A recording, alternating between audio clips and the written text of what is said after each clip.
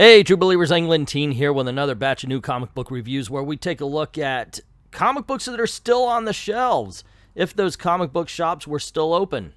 Ouch, because the, coronavirus and everything. As usual, we review a Marvel, a DC, and Independent. Sometimes I throw in an extra. Most of the time I throw in an extra. In this case, we've got Cable and Strange Academy from Marvel. We've got Batman and the Outsiders from DC and an independent movie. How about an independent comic book, since this is the channel that reviews comic books, called Mercy. So with all that aside, let's get this party started. And we're starting off with Cable, and as always, we talk about the cover. I've got to say, at first sight, I like this cover because, it kind of resembles a 1970s movie poster. That being said, it also has Kid Cable on it, not the Cable we've come to know and love. I mean, for Christ's sake, he's in Deadshot 2. Not Deadshot. Jesus, Lord in heaven, I can't talk. He's in Deadpool 2 as an old man. That's how people know him, and then they put up this crap? But look at it. Look how the body is shaped. Look how he's like almost not really proportioned properly. Like the tallest he could ever be with these body proportions is like 4 foot tall. That's everybody. And let me tell you something. This is about as good as this art gets, and it will never be this good again. So the book starts, and there's sort of a Oompa Loompa X-Men battle going on between Cable and Oompa Loompa Wolverine. And it's supposed to be some sort of training thing, pit fighting sort of, that's going to get everybody amped up, and that way they can face any kind of problem that they themselves cause. Let's face it, that's the way the X-Men are these days. In this case, of course, Wolverine, who's never been in a battle before, is taken out by a pretty simple trick as far as you would think. At one point, he puts a gun on either side of his claws. I'm thinking, those things can cut through anything, right? I remember that. Unfortunately, the writer doesn't. Thankfully, after Cable wins this fight, because the best way to show off that somebody is tough is you have him take out Wolverine. That's been a trope since the 90s. It's not this... Oh, by the way, look at the Silver Samurai in this picture. God, this art sucks. This art is horrible. If you haven't noticed, this isn't going to be a good review, guys. This is... Oh, and by the way, Hickman's still doing this page... I don't even know if this is Hickman anymore. Point being is they still have these things where they pop up a blank page rather than showing you, they tell you. Okay, so this kid goes missing in the woods, and Cable and the friend, they're on Krakoa. And Cable and his friends, they decide, oh, we're going to go search for this kid in the woods. But this kid was hearing some cries and everything. He wants to go help out one of these monsters. And Cable and all of his friends, the Shield Girl and the Pixie Girl and all that kind of stuff, they catch up to Cable and the kid, and there's this big giant monster that looks like he's going to fight, but it turns out that there's a thorn in his paw. So the kid decides, hey, we need to remove the thorn. And so Cable pulls it out, and it turns out to be basically, if you haven't noticed it, it's the mouse and the lion. The lion's got a thorn in his paw, and only the little mouse can help, and it shows that short people aren't useless. That's the whole theme to this thing. Short people aren't useless. With the way they draw, I'm very glad that they're making that distinction because, yeah, it's kind of a condescending story. Anyway, at the end of it, Cable's like, hey, I used to be all about big guns. Now I'm about big swords. Yay! This book sucked. Ooh, then we have Mercy. It's not actually Mercy. It's one of those titles where the artist's name is in it. It's like Mirka Andolfo's Mercy, which I was like, hey, who's Mirka Andolfo? So, anywho, I love the covers, and that's really what drove me to it. When I saw the covers, I was like, damn, I gotta check this book out. It's gonna be good, right? No, I'm sorry, it isn't. Now, the covers are brilliant. I've got to give it up to them. And there's a couple of scenes at the beginning where we see a family running away from what it looks like vampires that have me. Okay, it's going to be a vampire movie or vampire comic book. It's going to be really cool. We're going to check that out. And then it flash forwards to modern times, or at least modern for them, which is still Victorian age. And it begins to stop, if you can even fathom that. It begins to stop. Like there is a beginning to the ending, and it just, this is oh my gosh, it's just exposition after exposition after exposition. I'm like, this is a comic book, man. Show, don't tell. But that's the way it is. You would think, look, if you're talking about something, if you're talking about the history of a town, or if you're talking about something that happened to a person and you're in comic books, you can kind of do it where you're showing the story of that back, story, or whatever you want to call it. I'm saying story a lot. But unfortunately, it's a talking head book, and this isn't the only one. Now, I'm not saying it, for some reason, and I will say this, the book's not horrible. It does have its moments. But for the life of me, while I was reading it, I was going, wait a second, what's going on? What's happening?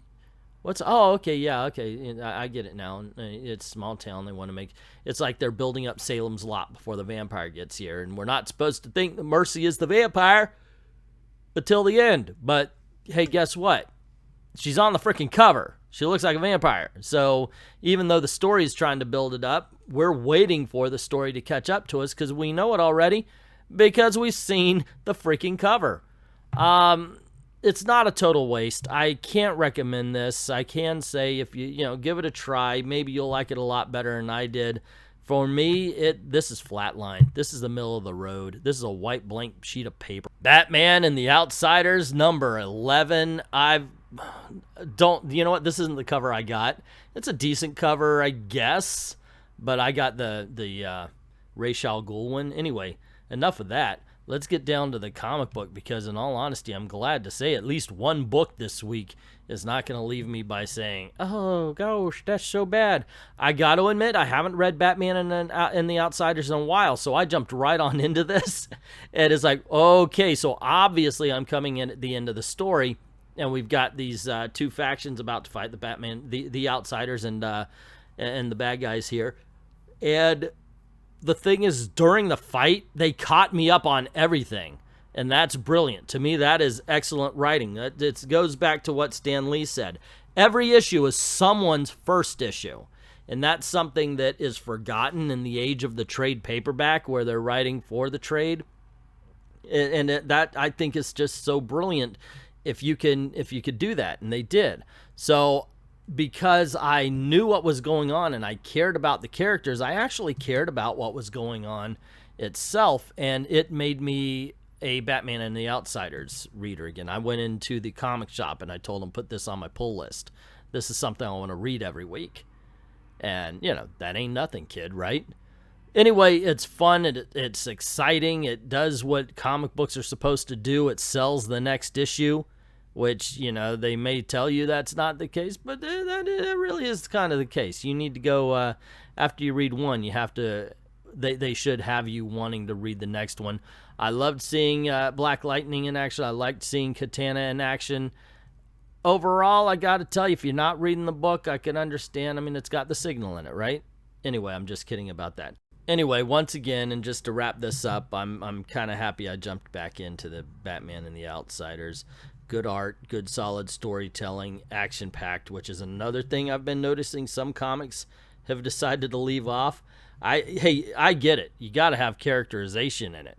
You really do. Without knowing them, you don't really care, but sometimes you just want to see the world blow up a couple of times. That's the beauty of comic books. They could do everything, so why not do everything in them? And finally, we're going to talk about Strange Academy. Alrighty, so this is the school for magicians. There's Dormammu's son. Why would he's... Oh, goodness gracious, I got a headache. Oh, my God. Okay, so Dormammu, villain, decides, you know what, I think I'm going to send my son to Doctor Strange's school. The guy I've been trying to kill for 60 years. It just doesn't make sense. That part, it really doesn't. If they keep this out of continuity, if they kept it out of continuity, I would think it's a lot better. I really would. They're trying to do Hogwarts in the Marvel Universe with this, because Harry Potter is, I guess, still relevant. I don't know. But do they make it? I think so, in all honesty. Here's the thing. You hear this a lot. Good should be good, by the way, and this is something I truly believe, but you really do hear this a lot from people. It wasn't made for you. And look, I understand that. If I turn on, what are the kids watching today? Teletubbies? If I turn on a show like that, And obviously, that's not made for me. I'm not going to enjoy it. I don't think Teletubbies is on anymore. Teletubbies isn't on anymore? Whatever the kid equivalent of Teletubbies is these days. Point being is, I understand that's not made for me, but a comic book like this is made for anybody who pays and picks up the thing. But in all honesty, this isn't made for me. And not just because it didn't resonate with me, which I always thought that was a weird saying. It's not made for you. No, I told you it wasn't made for me because it sucks. This doesn't suck. It's just, in all honesty, not made for you. It's a teen book. It's a kid's book. And I think it would resonate a lot more with them than it would be with some 50-year-old guy who's been reading comics for ever and a day. I think this is really meant to almost be like a my kid's first comic. You know, I think they're going to get a bigger kick out of it than I did. I didn't think it was great, but in all honesty, there's stuff that I could see how somebody who's brand new to the comic book medium could glom onto this and say, hey, you know what? That was really cool. I want to read another issue. They don't have the baggage that I do coming in. They don't know who Dormammu is, so they don't know who Dormammu's kid is or how stupid it is that he's going to Doctor Strange's school. So here's the thing. If you've been reading comics for any amount of time, I would say for the past, 6 days, you're probably not going to like this. But if you have a kid and he wants to get into it or she wants to get into reading comics, I think that you could do worse than to go with this one. So there you go, gang. Those are the reviews. As always, I line up the covers at the end here from the one that I like best to the one that I like worse. Obviously, Batman and the Outsiders is the big winner this week. Surprisingly enough, when I thought about it, Strange Academy has to go in the second one, because I really do believe this is a good book for kids. That being said, Mercy, hopefully it picks up. There's some story to tell after the second issue here, or in the second issue. Otherwise, I'm going to drop it. But the worst by far is Cable. Holy Toledo, this is just bad. This almost writes a new definition of bad into just Cable. But that's just my opinion. What is yours? Let me know in the comments below. And if you do like this video, click on one of the ones that are popping up right about now. And don't forget to click like, share, subscribe, and ring that notification bell, making sure that notifications are on for both Google and YouTube. If you don't mind helping out the channel, going over to Patreon or to Ko-Fi, links in the description below. Drop $1 in the till. Helps keep the lights on, helps keep making videos for you. Thank everybody who's already done that. And to everyone, all of the true believers, thank you very, very much for watching.